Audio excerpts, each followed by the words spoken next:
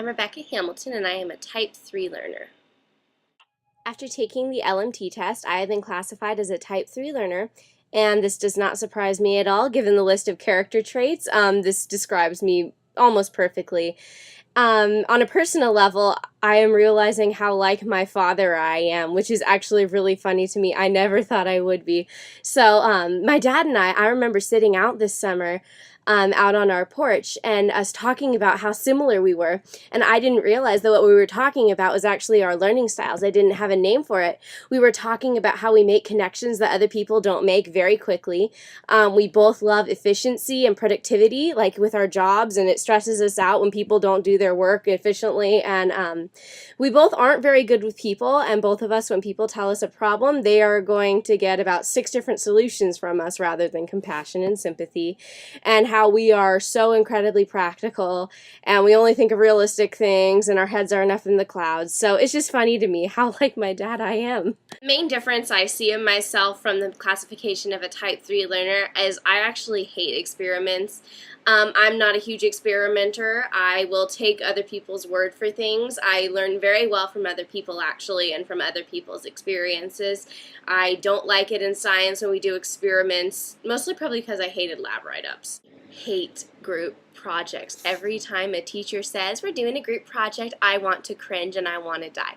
I would rather do the entire project myself than do it as a group. I absolutely hate them, and half the time when people do them, I'll just redo them anyway to make them more me because I cannot stand group projects.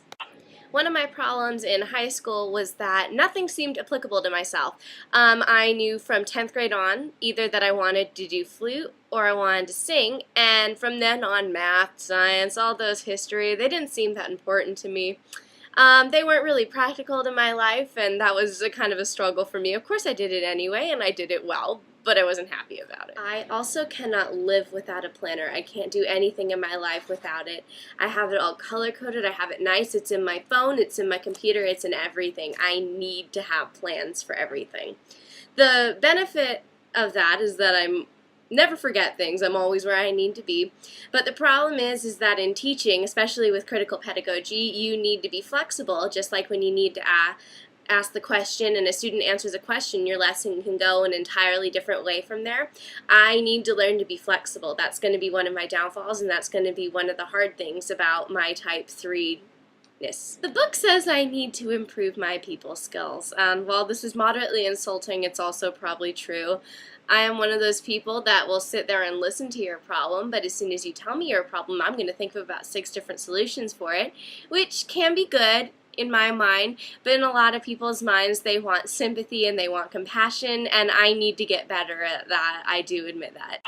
My favorite question is, how does this work? I love TV shows like How It's Made and Mythbusters and Extreme Home Makeovers, where I can see a process of something and then I can see the finished result and learn some things in between. I absolutely love that.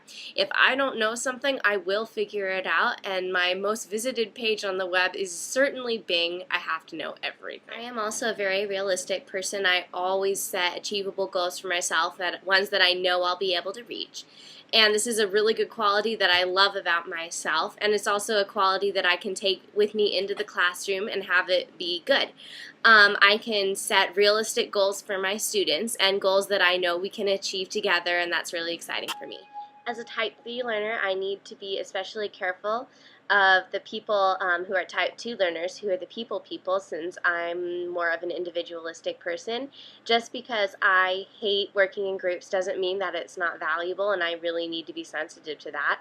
I also need to make sure that my classroom is very nurturing, and I also need to make sure to explain the why in circumstances and to explain the underlying value. It's so incredibly important to know and consider other students' learning styles. I wouldn't want any teacher to not respect my values and my learning style, and so why would I do that to anyone else? I care about my students. I do. I want them to learn, and I'm not going to do things in one way.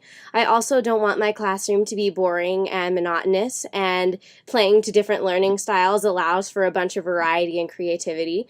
I want my students to be themselves, and I want to have tons of creativity, and I don't want to try and fit them into a mold that they're not.